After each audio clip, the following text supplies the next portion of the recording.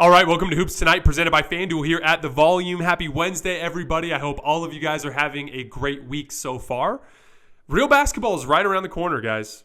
Tomorrow is September 1st, and September 30th, the Golden State Warriors play the Washington Wizards in a preseason game in Japan. That is how close we are to real basketball. So with that in mind, I'm ready to stop looking backwards. I'm ready to stop reminiscing. And I'm ready to start looking forward. So we're going to be doing our season previews. We're going to do them power ranking style, covering the top 15 teams in the league, starting with number 15 today. I spent a lot of time on this series. I had a lot of fun doing it. I really think you guys are going to enjoy it. Before we get going, fall is right around the corner. And I know you want your small business humming on all cylinders. There's no way for you to do that unless you have the right people on your team.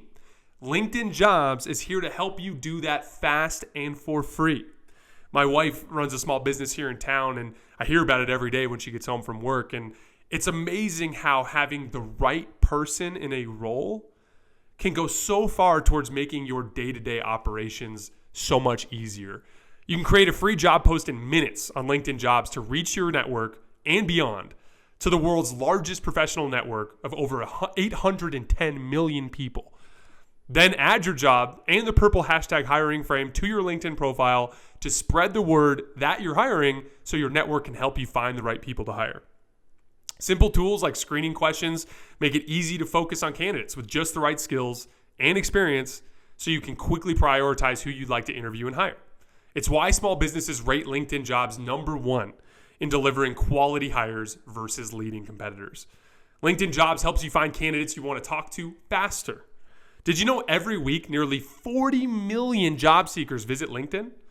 Post your job for free at linkedin.com/Timpf. That's linkedin.com/Timpf to post your job for free. Terms and conditions apply. And on that note, we can talk some basketball. So I wanted to give you guys a couple of just precursors to kind of let you know the format of this series so that you're in the loop the whole way through. So I split the teams into tiers. And I considered 17 teams, but I had to pick only 15 for the sake of the series. So the two teams that got squeezed here are the Toronto Raptors and the Atlanta Hawks. So Raptors fans and Hawks fans, I apologize in advance. We won't be doing deep dives for them before the season, but I do promise that we will get into those teams plenty and into great detail during the season. Also, don't pay too much attention to the rankings. This far down, it's all splitting hairs, and I view them in a tier of what I would call non-contenders. So I split them into 4 tiers, and the non-contenders are the teams that I don't think have any chance to win the title regardless of what happens during the season. Obviously, I consider the Hawks and the Raptors in that group, as well as 3 other teams, including who we're talking about today. After that, the next tier up I have is puncher's chance contenders.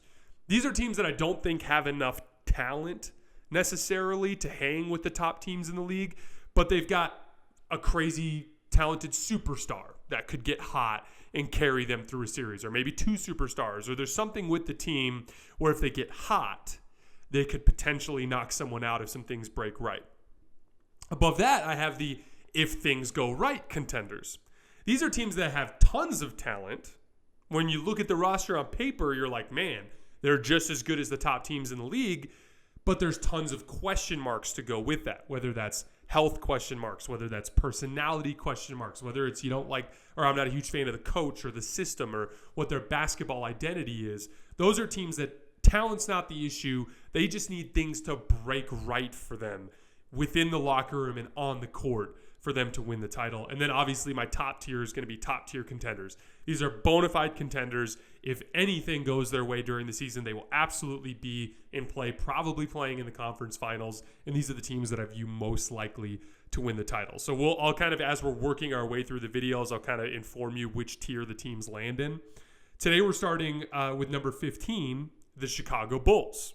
Again, a non-contender in the non-contender tier, but we are going to dive deep into them on both ends of the floor. To give you an idea of how these videos are going to be structured, we'll briefly touch on last season and what they accomplished, how things finished. We will go through their key offseason changes, so who they let go, who they signed, who they traded for, who they drafted, so on and so forth, changes to the roster. Then we're going to go into what they do as in terms of their basketball team's identity on both ends of the floor. So what they like to do on offense, what they like to do on defense. After that, we will go into what I believe is the best case scenario for this team during that season. And then after that, we'll go into the worst case scenario for this season. And then at the end, we'll go through what I believe is the biggest X factor for each team. So as I said, we're going to be going through all of those sections for each team, starting with the Chicago Bulls today. So the Chicago Bulls were 13th in offense last year, offensive rating, again, per 100 possessions, 23rd in defense. The ugliest stat for Bulls fans is they were 2-21 in 23 games versus the top 4 seeds in both conferences. So when they played the best teams, they got handled pretty consistently. They did have a lot of health issues during the season, though, involving their backcourt with Alex Caruso and Lonzo Ball. That is important context there. They were gentlemen swept by Milwaukee, went exactly as I expected. This is a Chicago Bulls team that does not like to operate from the perimeter. They like to operate close to the basket. In the Bucks, their defensive structure is built around taking away the paint and giving up perimeter shots. This was the team that attempted the least threes versus the team that allows the most threes. So the Chicago Bulls were a really bad matchup for this specific Milwaukee Bucks team, and they just got killed. And then on the other end of the floor, they just got destroyed by Milwaukee's size. This is a small Chicago Bulls team that they attempted to address this offseason. Milwaukee, it was just, again, a really bad matchup. Aside from a hot shooting DeMar DeRozan game in Milwaukee in Game 2, they didn't really have a chance to compete in any of the games. So it was a rough matchup, but at the same time, 2-21 versus the top seeds, 13th in offense, 23rd in defense. They just weren't good enough to really do any damage in that postseason. Key offseason changes. They signed Andre Drummond to the mini mid-level exception. This was a predictable response to them getting destroyed on the interior by Milwaukee. They drafted Dalen Terry, a guy I really like. Again, you guys know I'm born and raised in Tucson, still live in Tucson to this day, although I've lived in other places. Dalen Terry came through the University of Arizona, so obviously watched him a lot while he was here. Lanky wing, really good physical tools, especially on the defensive end. He's 6'7" with a 7'1" wingspan. He actually made the all-defense team this past year for the Pac-12. He's also really, really good at making reads with the basketball in his hands. He was one of the best assist-to-turnover guys in college this year. That kind of means he will project to a good role player wing in the NBA, a guy who can defend multiple positions and can attack closeouts well. Obviously, he's going to have to put on some muscle and become a better shooter. He's got a little bit of a hitch in his jump shot at this point. But I do think he'll be a really interesting player in the future on the wing in the NBA. And then they lost Tristan Thompson and Troy Brown Jr. Those were the two primary rotation guys from their playoff run that aren't around anymore. If you look at the depth chart, and I'll put it up on the screen here for you guys, these are just guys that I predict will be in the rotation. Obviously, their roster is deeper than this. But Lonzo Ball as a guard, Alex Caruso as a guard, Kobe White as a guard, and Aya Dosunmu, if I'm pronouncing that correctly, as a guard. On the wing, they have Zach LaVine, DeMar DeRozan, Pat Williams, Dalen Terry, and Derek Jones Jr. And then the bigs, Nikola Vucevic and Andre Drummond in the place of Tristan Thompson. So if you look at what they do on the offensive end of the floor, this is a team that wants Zach LaVine and DeMar DeRozan attacking with an advantage. This is an important detail of offensive structure in the NBA, and really on all levels, that the best teams always do really, really well. And Billy Donovan has done a good job of building an offense that is designed to get their best players with an advantage. One of the biggest complaints I had with the Lakers last year, because again, for those of you guys who don't know, I covered the Lakers for 2 seasons before I started working for The Volume. Obviously, now we cover the entire league. But when I was covering the Lakers, they were a bad team in this regard. It was not Frank Vogel's strength. They did not put Russell Westbrook, LeBron James, Anthony Davis, Dennis Schroeder, whoever it was during that era, they did not put them in positions where they had an advantage. They were too frequently stagnant in attacking a set defense. Again, guys, if I'm guarding you and I'm up on you and I'm in your handle pocket and I'm disrupting you and you try to attack me, it's going to be a lot harder for you to score on me than if I'm closing out at you, or if I'm chasing you over the top of a screen, so that when you first get the basketball, I'm out of position and you have an advantage. And basically, the Bulls weaponize Vucevic through ball screens, dribble handoffs, and off-ball screens to get DeMar DeRozan and Zach LaVine coming off of curls primarily so that they can work into the lane and get to the shots that they like off the dribble, but with an advantage against their defender. Nick Vucevic in particular, his skill set makes that work because he's perceived as a shooter. Perception is everything in the NBA.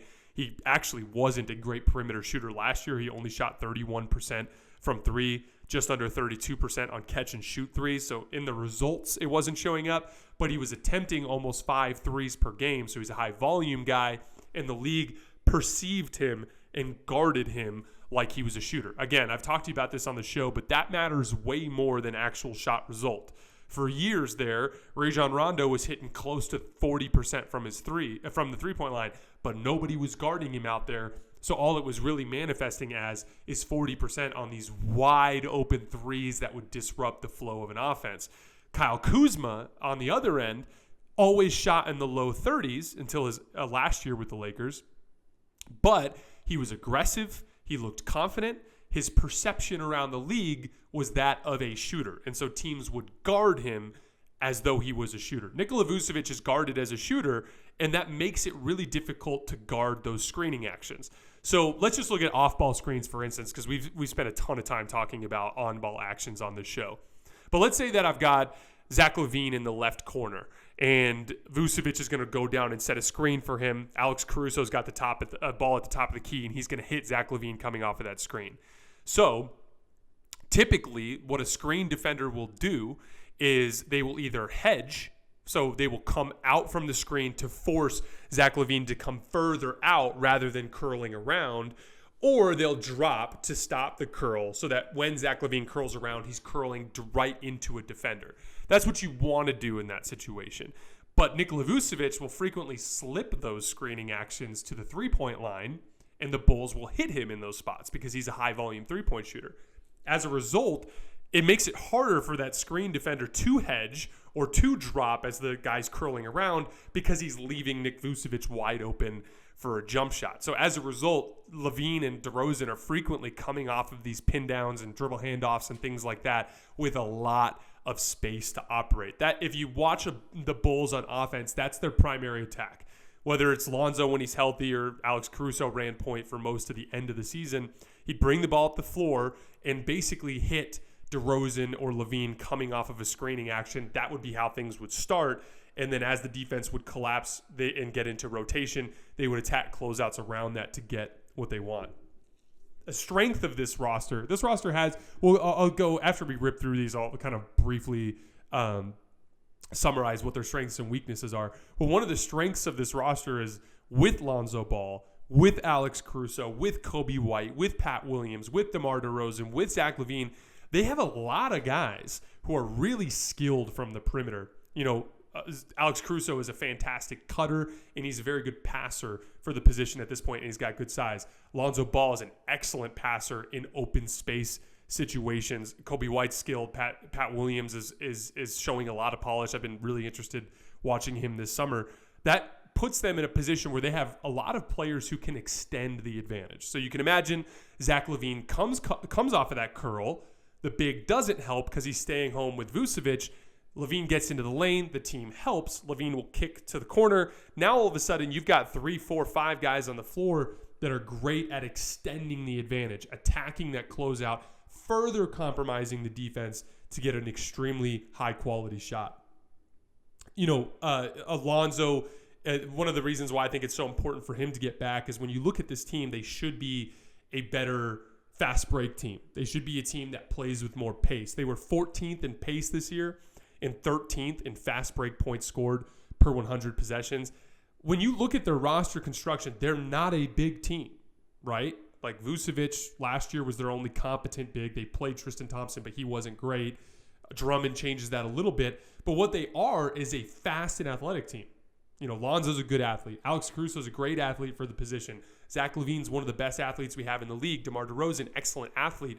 This is a team that should get out and transition more. Lonzo Ball coming back will help that a lot because he's not a traditional point guard in the sense that he's not the kind of guy that's going to break you down against a set defense to get to the looks that you want. but he's great in space. So he's one of the best guards in the league at pushing the break.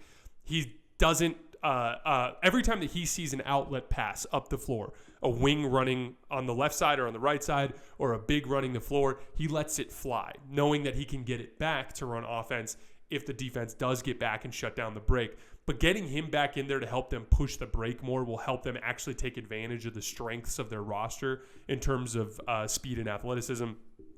Alex Caruso, excellent cutting without the basketball. That was another really interesting thing that showed up to me on film, and I remember that a lot with the Lakers. He had amazing chemistry with LeBron James as a cutter. Again, when it comes to spacing isn't just about shooting. Spacing isn't just about being a threat from the perimeter. Spacing is about being a threat so that your defender has to stay attentive to you. Obviously, even if you are a great shooter, a good defender that has a good amount of athleticism to close out can position himself far enough off of you that he feels comfortable recovering in case of a pass. But if you stay in motion, moving without the basketball, whether that's relocating as a shooter or in the case of Alex Caruso, cutting to the basket, it forces the defender to be more attentive to you and makes it harder for him to be available as a help defender. The biggest weakness of this particular team on the offensive end of the floor is they were the only team in the league last year that attempted fewer than 33s per game. That specifically was the weakness that cost them against Milwaukee, but really it's just it's an inefficiency in the analytics of basketball. You guys know how I feel about analytics. I don't like catch-all metrics. I don't like trying to simplify multiple complicated basketball concepts into one number. Not only do I think that's blasphemous, I think it's impossible, right? But I do believe in analytics in isolated situations. So for instance, if I can tell a player like, hey, when you post up on the left block, you typically get this amount of points per possession versus when you post up on the right block. That's helpful analytics. Shot value is helpful analytics. It's a simple matter of math. A 3-point shot is worth 1.5 times as many points as a 2-point shot. They should naturally, as a result of that, be a consistent part of your diet offensively. For them to be last in the NBA in 3-point attempts, that shows that they're not taking advantage of the math advantage that they should be able to have, and they've got enough guys on the team that can shoot that they should be taking more than they take. What do they take instead? A ton of mid-range pull-up jump shots. They attempted 22.6 mid-range shots per game, which led the NBA last year. So they attempted more even than the Brooklyn Nets, Kyrie Irving and Kevin Durant, without being nearly as good as those two players at that particular type of shot. DeRozan takes 10 mid-range shots per game. Zach LaVine and Nikola Vucevic combined to take an additional 7 per game. So just between their stars, they're taking 17 mid-range jump shots per game. So they take almost as many mid-range jump shots as they do threes per game. That's just not good offensive process. With that particular type of shot profile, it's going to be difficult to succeed unless you're Kevin freaking Durant and Kyrie Irving, two of the best offensive players that have ever played in the NBA. So that's just kind of a brief look at what they do on the offensive end of the floor. They're not good enough defensively to cover for those types of offensive limitations. They need to push the ball in transition more. They need to hunt more 3-point shots. On the defensive end of the floor, they are a hard help and recover team. They do this because they have physical mismatches at almost every position. Their wings that they like to play, Zach LaVine and DeMar DeRozan, are either thin or small. Patrick Williams is an interesting player. We'll get into him a little bit more later, but Nikola Vucevic is completely overmatched on the interior. The only place where they match up well with teams defensively is on the perimeter with Lonzo Ball and Alex Caruso. So as a result, they have to offer a ton of help, which is fine. They do a good job in rotation because they've got good athletes. They rotate well. The problem is when you live in rotation, when you're constantly in rotation, the defense will eventually break you down, and they do. That's why they were 23rd in defense this year. They double team the opposing star almost every single time. They defend the pick and roll with 3 players. What that means is the vast majority of pick and roll coverages are designed to try to defend 2-on-2 so that you don't have to offer help. The problem is Nick Vucevic is not a great pick and roll defender, so as a result, he's just not capable of covering enough ground on the interior to cover a roll man and a guard coming over the top of a screen. So they almost always have to bring that third defender out of the weak side corner to help to tag on the roller so that Vucevic can be up against the ball handler coming over the top of the screen. That just puts them in rotation even more frequently. That it just is a lack of strong front court defensive personnel. If they had better front court defenders, they wouldn't have to do that as often. Milwaukee in particular used this to frequently generate size mismatches. That was why they were punishing him so much on the interior. On defense, the one thing that I really appreciate about Billy Donovan's scheme is he knows that they don't have a strong interior defense. So what analytically, the two most valuable shots in basketball are layups and threes. So if you're not going to succeed guarding the basket, where would be the next best place for you to devote your energy and attention? The three-point line. The Chicago Bulls only allowed 32.3 three-point attempts per 100 possessions, which was best in the league last year. So that's where they make up for their weak interior defense. They allowed 50.3 points in the paint per 100 possessions, which was 24th in the league this year. So they do defend the three-point line well, at least, which is something that's a good foundational piece. They'll need to learn to defend the interior better if they're ever going to be a team that can contend, but at least that's a decent foundation.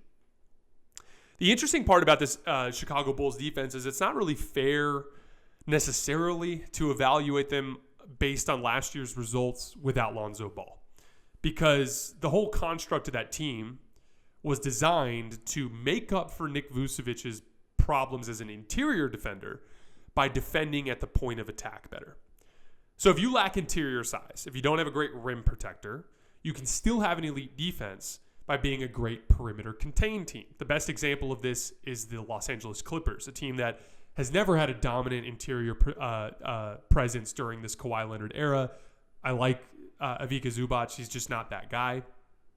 He's a good defensive big, but he's not a shutdown defensive big, and he doesn't play enough minutes for it to matter. They just contain on the perimeter. Paul George, Kawhi Leonard, Marcus Morris, Reggie Jackson, these guys, Nick Batum, these guys sit down in a stance and they contain their man and make it difficult for them to get to the basket, so the lack of a rim protector doesn't actually matter. That was what this Bulls team was supposed to be. Lonzo Ball is one of the best defensive guards in the league. Alex Caruso is one of the best defensive guards in the league. With the two of them on the floor, they can limit dribble penetration, defend pick and roll really well, and make things easier on Vucevic. And when the two of them were on the floor, they did that. They had a 102.2 defensive rating with those two on the floor, only in 459 minutes, but that's a significant sample size where they were an excellent defensive team. 102.2 would be among the better defensive lineups in the league. That's the value of point of attack defense. But watch how it drops. Take just Lonzo out of the picture, their defensive rating goes from 102.2 to 115.1. Take Alex Caruso and Lonzo Ball out of the picture, and it rises to 117.1. So they can't defend without both of those two guys on the floor. That's concerning because Lonzo Ball has had a lot of health issues over the years, and who knows if that's something that's going to be chronic or something that he can get over. The other big thing that holds them back on the defensive end of the floor is all three of their stars are not defensive-minded players. DeRozan and LaVine are very good athletes, but they're not staunch defensive players. Now, I wanted to get into this just for a minute because there are a lot of good athletes in the league that don't translate to great defensive players. The best example of this was Andrew Wiggins early in his career. And now I think he's one of the better perimeter defenders in the entire game.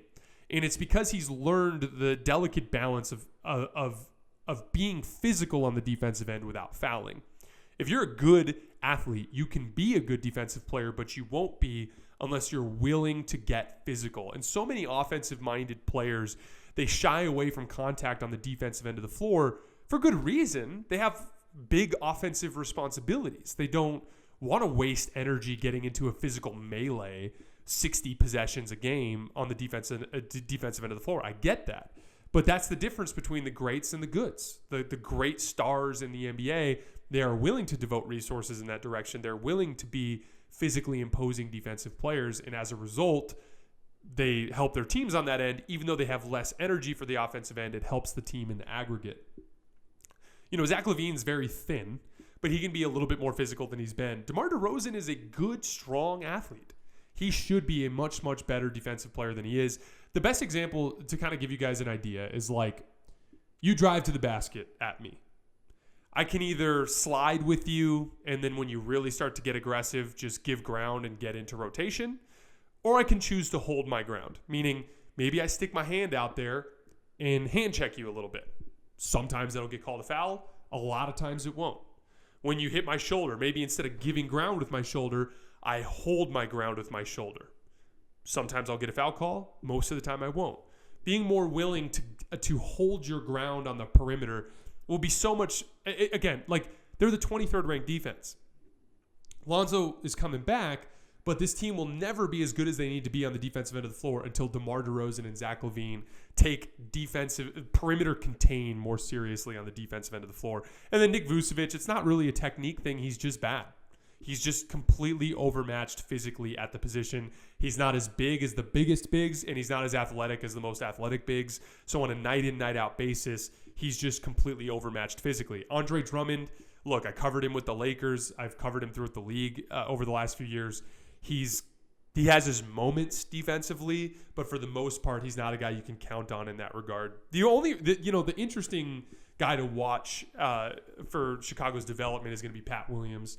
He's their only really physically imposing athletic defensive forward.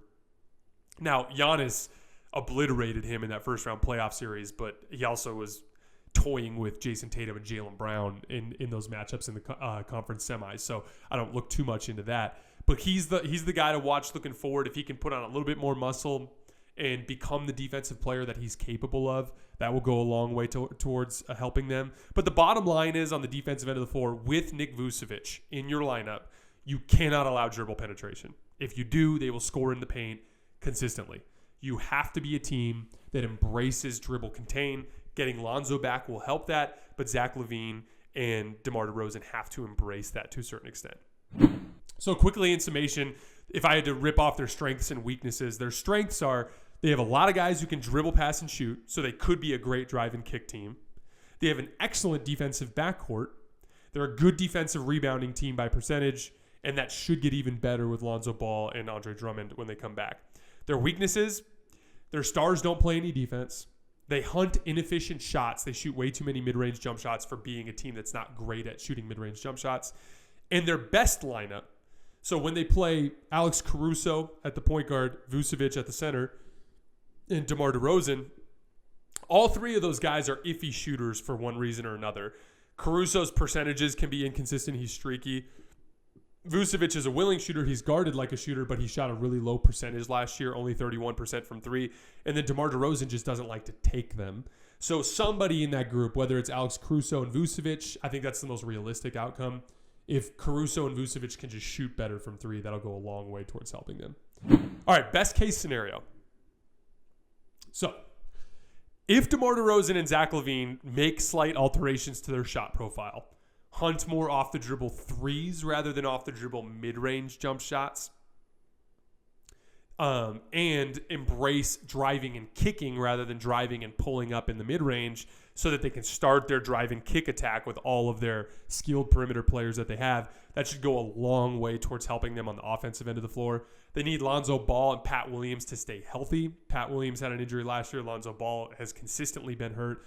I hope that's not a consistent thing with him. Alex Caruso and Nikola Vucevic have better shooting seasons. Alex Caruso was 33% from three last year. Vucevic was 31%. They need to push a lot more in transition. That will actually play towards the strengths of their roster composition.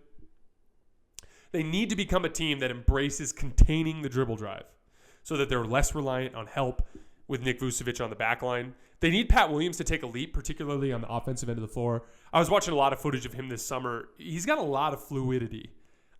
He could be a scoring wing if he continues to work at it. Him taking a leap would go a long way towards moving them from a non-contender to a if things go right type of contender. The other thing with Pat Williams that'll be interesting is by virtue of the roster construction with DeMar DeRozan and Zach LaVine on the roster, he'll catch a lot of favorable matchups. He's going to get your third best perimeter defender on most nights. So if he could figure out some more stuff on the offensive end of the floor, he'd be a really, really interesting matchup there. Andre Drummond gives them more ability to hang with the massive front lines around the league, particularly a Giannis team or an Embiid team, or if they ever ran into another big, huge front line that can expose their lack of size. But even with all of that, even if all of that breaks right, in my opinion, their absolute ceiling is a team that, if they stayed healthy, would hang around that 5 or 6 seed and upset one of the better East teams in the first round. But let's say, for instance, they get the 5 seed and the Sixers, James Harden doesn't take the leap that I expect him to, and they fall back to the 4 seed. And I could see the Bulls having a really good season where they upset somebody like that. But then they would just lose to the Celtics or the Bucks or whoever the 1 seed was. So, at the end of the day, their absolute ceiling is a team that wins 1 playoff series. Their worst case scenario is that their shot profile stays the same. They continue to hunt mid-range shots, and they have an average offense and a defense that's nowhere near good enough to cover for it. Guys get hurt again. Alex Caruso, Lonzo Ball, Pat Williams, injury issues creep up again. Maybe Andre Drummond fixes their interior size issues, but disrupts their offensive flow. We talked earlier about how much their offense depends on Vucevic's shooting threat as a screener to open things up for LaVine and DeRozan. That goes away with Andre Drummond. He's a little bit more of a lob threat, but he has bad hands. He doesn't catch the ball well, and he's one of the worst rim finishing bigs that we have in the league. So I think that he could cause some problems on the offensive end of the floor. And then all of a sudden you have another team that wins 45 games and loses in the first round, ugly, and has no realistic pathway towards improving the roster. That's the worst case scenario for this team. If you had to ask me which is more likely, I lean closer to the worst case scenario, and that's a big part of why they're down at 15. The biggest X factor for this team, the biggest swing factor, the thing that will lead to the largest differential between one outcome to the next, is Lonzo Ball. When he's healthy, he's an immensely valuable role player. He's an excellent three-point shooter in every single way. Off the catch, coming off of screens, in spot-up situations, on the move, in transition. He's just a great three-point shooter, which is really impressive if you think about what he looked like as a shooter coming into the league. He's also one of the better point-of-attack defenders in the league. He's disruptive. He's one of those aggressive, forward-facing defenders that tries to disrupt your handle and make you feel uncomfortable. He also plays passing lanes really well and forces a lot of turnovers. On the offensive end of the floor, beyond shooting, he's a good playmaker in space. So he's great at starting fast breaks with outlet passes. When he's attacking closeouts, he makes reads really, really well. He's just not a guy who can create against a set defense. But all of that amounts to a really good role player who's struggled to stay healthy over the years. He even takes longer to recover, an abnormally long time to recover from injuries that he should come back from faster. It's like, he sprained his ankle with the Lakers. He should be back in a month. No, he's gone 2 months. Here's this knee injury. We expect him back in 6 months. Here come, or two months or whatever it is. And then the report comes out like, things are healing slower than expected. We're going to reevaluate him in 2 months. Like, that kind of thing comes out a lot, which scares me in terms of whether or not this could be a degenerative health issue. Just, it is what it is. I don't know what the deal is. Some people just struggle more with this than others. I don't know the physiology behind it, but Lonzo might just be one of those guys. And so as a result, there's a huge variation between what he might bring to the Bulls this year and what might happen if things go wrong. And that makes him a huge X factor because, like we talked about earlier, 102 defensive rating with him on the floor with Lonzo, and just taking him out of the picture bumps that defensive rating up to 115. So having him on the floor to help them be a better fast break team, to have them be a better defensive team would go a long way towards helping the Bulls reach their actual ceiling. All right, that's all I have for the Bulls. We'll be back tomorrow with number 14. As always, I sincerely appreciate your guys' support, and I'll see you tomorrow.